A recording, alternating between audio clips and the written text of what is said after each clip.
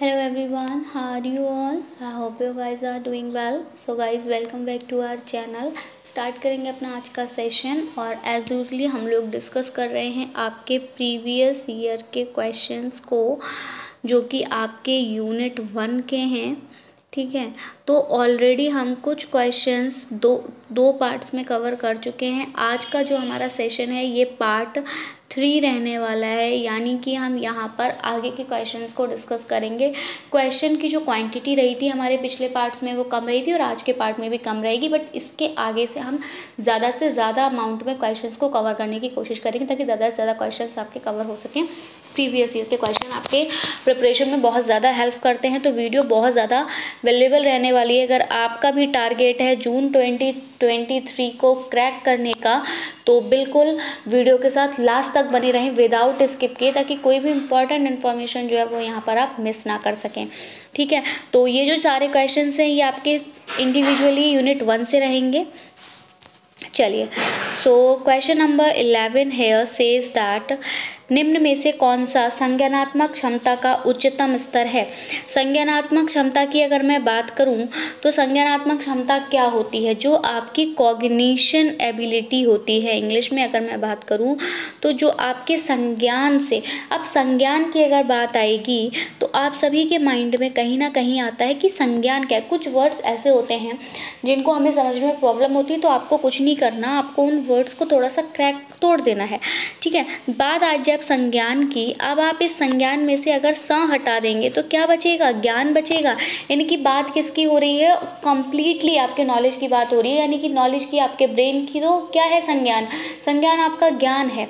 तो याद रखने की क्षमता, ज्ञान की क्षमता जो है उसका उच्चतम स्तर यहाँ पर क्या माना जाता है, जानना। अब देखिए यहाँ पर हम जानना, ठीक है, एक संज्ञान की बात है, आप अपने दिमाग का इस्तेमाल करके कुछ जानेंगे, बट आप सही जान रहे हैं, गलत जान रहे हैं, कितना अमाउंट में जान रहे हैं, कितना जानना चाहिए था, कहाँ कमी रह गई, ये सब पता नहीं चलता है। तो हम इसको उच्चतम स्तर नहीं कह सकते। उच्चतम स्तर को, किसी भी चीज़ का उच्चतम स्तर क्या होता है, जो मतलब आपके हर एस्पेक्ट को, हर पहलू को कवर करे। तो इसलिए ये ऑप्शन आपका कट हो जाएगा। दूसरा, समझना भी आप संज्ञानात्मक संज्ञान से ही समझते हैं, बट वही है कि आप कितना समझ रहे हैं ये आप जानते हो। कम समझ रहे हो, ज़्यादा समझ रहे हो, जस्ट डिपेंड्स ऑन यू। और कितना समझना था, कितना नहीं समझना था, वो ये जानना और समझना बिल्कुल सेम ही है। नेक्स्ट है विश्लेषण करना। विश्लेषण करना यानी कि अब आप यहाँ पर क्या कर रहे हैं, विश्लेषण कर रहे हैं, आप इसका एनालिसिस कर रहे हो। तो अब आप मुझे ये बताइए, जब आप एनालिसिस करते हो तो क्या आप इसको संज्ञान की सबसे बड़ी उच्चतर स्तर कहेंगे? नहीं। विश्लेषण आप एनालिसिस कर रहे हो, आपने पता लगा लिया कि ठीक है, क्रो जो होता है वो काला होता है, कोयल भी काली होती है, लेकिन अब ज़रूरी है आपने जितना एनालिसिस किया सिर्फ वही चीज़ें काली होती हैं, कुछ और काला नहीं होगा, काफ़ी चीज़ें होंगी, है ना। तो एनालिसिस करना भी आपका उच्चतम स्तर नहीं है।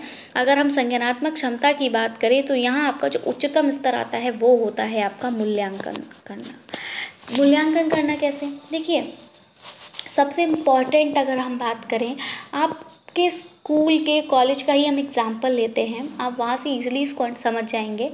आप जब कॉलेज में एडमिशन लेते हैं तो क्या करते हैं, जानना शुरू करते हैं, है ना।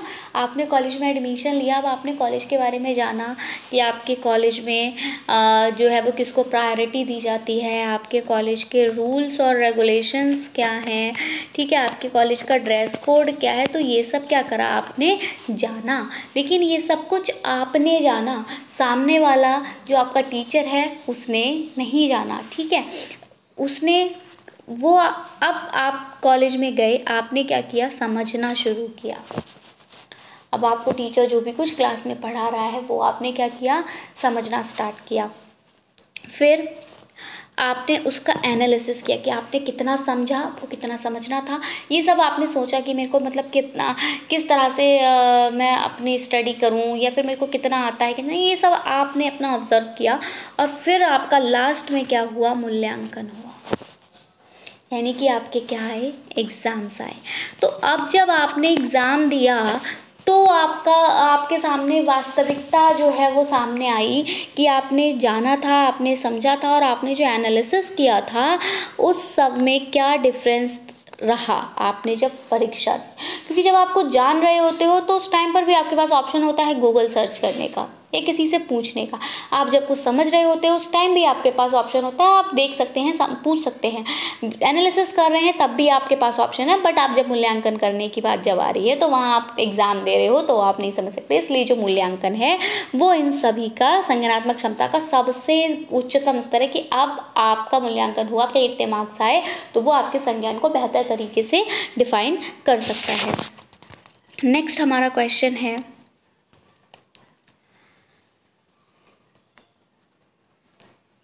निम्नलिखित में से कौन सा कारक शिक्षण को प्रभावित नहीं करता है। बात आ रही है शिक्षण की, यानी आपके टीचिंग की। हम लोग ऑलरेडी इंपॉर्टेंट पॉइंट्स भी डिस्कस किए हुए थे। तो यहाँ पर आपसे शिक्षण को प्रभावित नहीं करने वाला कारक पूछा है। नहीं करता है। तो शिक्षक का ज्ञान, शिक्षक के ज्ञान की अगर हम बात करें तो ये बिल्कुल शिक्षण को प्रभावित करेगा।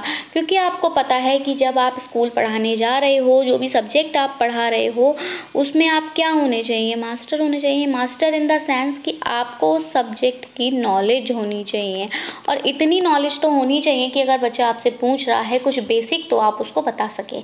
अगर आप केमिस्ट्री के टीचर हैं तो आपको पता होना चाहिए HCl का फॉर्मूला क्या है, H2O का फॉर्मूला क्या है। ऐसा नहीं कि दोनों फॉर्मूले आपको आते नहीं और आप केमिस्ट्री के टीचर हैं, तो ये नहीं। आपको जो बेसिक नॉलेज होती है, जो फाउंडेशनल नॉलेज होती है वो होनी चाहिए सब्जेक्ट में। आपको मास्टर में, वैसे तो आपको सब्जेक्ट में महारत हासिल होनी चाहिए। जो सब्जेक्ट आप पढ़ा रहे हो उसमें आप महारती हो।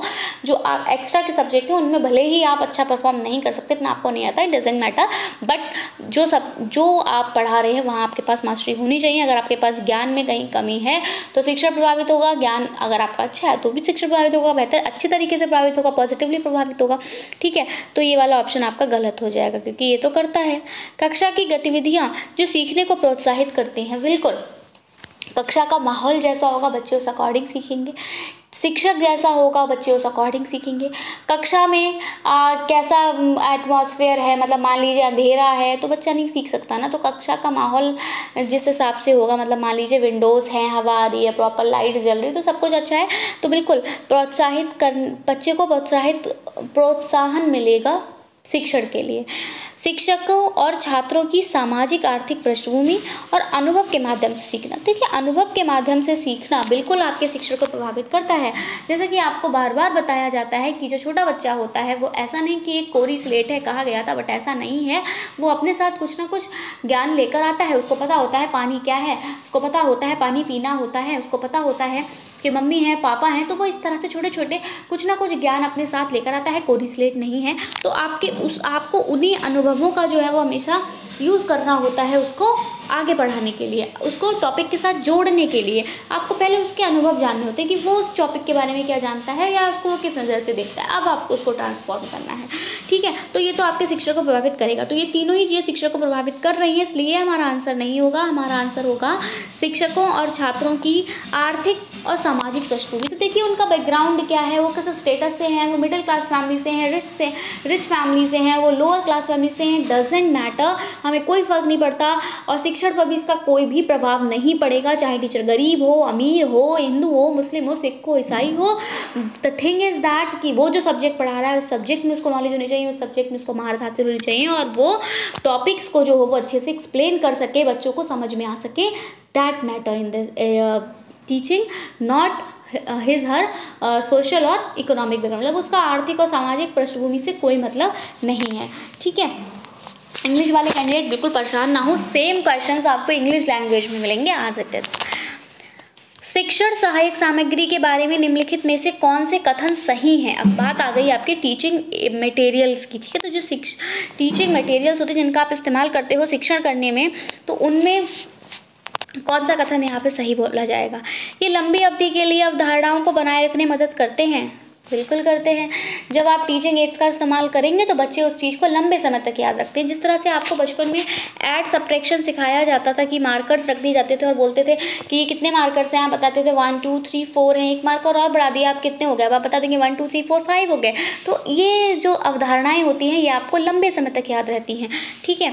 तो वे छात्रों को बेहतर सीखने में मदद करती है। बिल्कुल आप बेहतर तरीके से सीख पाते हैं अगर आपके पास टीचिंग मटेरियल्स हैं, टीचिंग एड्स हैं, तो वो आपको सीखने में मदद करेंगे। जैसे मान लीजिए कोई विजुअली इम्पेयर्ड है, ठीक है, तो उसको अगर आप ब्रेल लिपि से पढ़ा रहे हो तो वो उसको हेल्प करेगा, बिल्कुल हेल्प करेगा ना। तो इसी तरह से जो है वह जो टीचिंग एड्स होते हैं वो क्या करते हैं, छात्रों को सीखने में मदद करते हैं। आप सीख पाएंगे। वीडियो प्रोजेक्टर आपका लगा दिया, ऑडियो प्रोजेक्टर आपका ऑडियो आप सुन रहे हो, तो ये सब लंबे समय तक रहेंगी, सीखने में आपको हेल्प मिलेगा। वे शिक्षण सीखने की प्रक्रिया को दिलचस्प बनाती हैं, बिल्कुल दिलचस्प बनाती हैं, इंटरेस्टिंग होता है। बच्चे एक्टिवली पार्टिसिपेट करते हैं, बच्चे बोर नहीं होते, एक्टिवली पार्टिसिपेट करते हैं तो जो उनके जो लर्निंग होती है वो भी क्या होती है, आपकी परमानेंट होती है। वे रटना सीखने को बढ़ाते हैं। तो रट्टा की यहाँ पर कोई बात नहीं हो रही है, तो खुद में ही नेगेटिव वर्ड है तो इसको हम हटा देंगे और आपका जो करेक्ट आंसर जाएगा वो जाएगा आपका ऑप्शन नंबर 2 A, B और C के साथ। शिक्षक द्वारा पढ़ाने के लिए उपयोग की जाने वाली तकनीकों में शामिल है। तो शिक्षक द्वारा पढ़ाने के लिए उपयोग की जाने वाली तकनीकों में क्या शामिल होता है, तो शिक्षक क्या करता है, आपका लेक्चर लेता है, बिल्कुल लेता है। इंटरेक्टिव लेक्चर्स भी होते हैं, बिल्कुल इंटरेक्टिव क्लासरूम से इंटरेक्टिव लेक्चर्स हैं। ग्रुप वर्क कराते हैं, बिल्कुल, लेकिन सेल्फ स्टडी जो है तो आप खुद से करते हो। इस सेल्फ स्टडी को हम तकनीकी में शामिल नहीं करेंगे, ये तो आदिकाल से बच्चे जो है इसको यूज़ करते आ रहे हैं। तो यहाँ हमारा जो करेक्ट आंसर जाएगा इट्स ऑल्सो A, B और C। उपलब्धि परीक्षण आमतौर पर निम्नलिखित उद्देश्यों के लिए उपयोग किए जाते हैं। किसी विशिष्ट नौकरी के लिए चयन करना, किसी पाठ्यक्रम के लिए उम्मीदवार का चयन करना, शिक्षार्थियों की ताकत और कमजोरियों की पहचान करना, या फिर पढ़ाने के बाद सीखने की मात्रा का आकलन। तो उपलब्धि परीक्षण का जो मोटिव होता है वो यही मोटिव होता है कि आपने जो पढ़ाया है वो बच्चे ने कहाँ तक सीखा है। तो आप क्या करते हो, पढ़ाने के बाद जो सीखने की मात्रा है, बच्चा कितना सीख पाया, उसका आकलन करते हैं। तो यही आपका उपलब्धि परीक्षण होता है। एक अच्छा शिक्षक वह है जो, अब एक अच्छा शिक्षक कौन होगा, तो जो उपयोगी जानकारी देता है। हाँ, आप कह सकते हो, ये वाली बात भी ठीक है। अवधारणाओं और सिद्धांतों की व्याख्या करता है, ये बात भी ठीक है। छात्रों को मुद्रित नोट्स देता है, ठीक है, बट इतना ज़्यादा ठीक नहीं, तो इसको हम ओके कहेंगे। छात्रों को सीखने के लिए प्रेरित करता है, बिल्कुल छात्रों को सीखने के लिए प्रेरित करता है। बट ये देखिए तीनों ऑप्शंस, मतलब इसको हम ओके मान रहे हैं तो इसको तो हमें ईजिली एलिमिनेट कर देंगे, क्योंकि और चारों ही ऑप्शन देखा जाए तो सही है। हमें एलिमिनेशन रूल यहाँ पर आपको फॉलो करना है, तो ये तो आप ईजिली इसको हटा देंगे, क्योंकि मुद्रित नोट्स इतना ज़्यादा इफेक्टिव नहीं है। अगर हम बात करें टीचिंग की, तो आपके शिक्षण की बात करें तो इतना ज़्यादा आप कह सकते हो प्रभावी नहीं है ये, तो इसको हम हटा देंगे, ये एलिमिनेट हो गया। उपयोगी जानकारी देता है, अवधारणाओं सिद्धांतों की व्याख्या करता है, छात्रों को सीखने के लिए प्रेरित करता है। ये तीनों बातें बिल्कुल सही हैं। अब यहाँ पर सर आप कैसे हटाओगे, आपको किस वर्ड को, किस लाइन को चूज़ करना है जो बहुत ज़्यादा अप्रोप्रिएट हो। तो आप मुझे बताइए, टीचर तो उपयोगी जानकारी दे रहा है, लेकिन एक अच्छा शिक्षक कौन होता है? एक अच्छा शिक्षक वह होता है जो अपना शिक्षण कुछ इस तरह से करे कि बच्चों को समझ में आए। समझ रहे हैं ना, मतलब क्या है, एक अच्छा हम कह सकते हैं शिक्षण कब होगा, जब बिहेवियर में चेंज हो, और वो जो चेंज आए वो कैसा होना चाहिए, परमानेंट होना चाहिए। यानी कि आपकी लर्निंग कब अच्छी होगी, लर्निंग कैसी है, ये जो है वो डिस्क्राइब करेगी कि टीचर कैसा है। अधिगम का जो स्तर होगा वो शिक्षण की विशेषता बताएगा। तो अधिगम कैसा होना चाहिए, प्रभावी होना चाहिए, आपका स्थिर होना चाहिए, ठीक है। तो अब आप बात आ रही कि अच्छा स्थिर नहीं होना चाहिए, मतलब परमानेंट, अस्थाई होना चाहिए, ठीक है। तो जानकारी शिक्षक तो दे रहा है, लेकिन बच्चा उसको ग्रहण कर पा रहा है या नहीं कर पा रहा है, ये तो यहाँ दिया ही नहीं, इसलिए ये ऑप्शन गलत हो जाएगा। अवधारणाओं और सिद्धांतों की व्याख्या करता है, अवधारणाओं की सिद्धांतों की व्याख्या टीचर के द्वारा कर दी गई, लेकिन बच्चा उसको कितना समझा, वी डोंट नो। तो यहाँ जो हमारा करेक्ट आंसर होगा वो ये होगा कि वह छात्रों को सीखने के लिए प्रेरित करता है, और जब वो प्रेरित कर रहा है तो बिल्कुल है कि छात्र जो है वो सीखेंगे, और जब सीखेंगे तो शिक्षण खुद ब खुद अच्छा होगा, प्रभावी होगा। तो आई होप आपका आंसर क्लियर हुआ होगा। If you have any query you can ask in the comment section.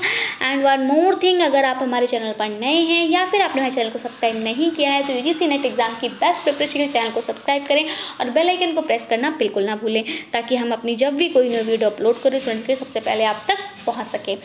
So guys, इसके अलावा पार्ट 1 और पार्ट 2 की वीडियोस अगर आपने नहीं देखी, डिस्क्रिप्शन बॉक्स में आपको लिंक मिल जाएगा। जो हमने इंपॉर्टेंट पॉइंट्स डिस्कस किए थे टीचिंग एप्टीट्यूड के, वो भी आपको डिस्क्रिप्शन बॉक्स में मिल जाएंगे, आप वहाँ से चेक कर सकते हैं। इसके अलावा आप अपनी प्रिपरेशन को कंटिन्यू रखिए, जून में आपको आपका एग्जाम देखने को मिलेगा। So that's it from my side.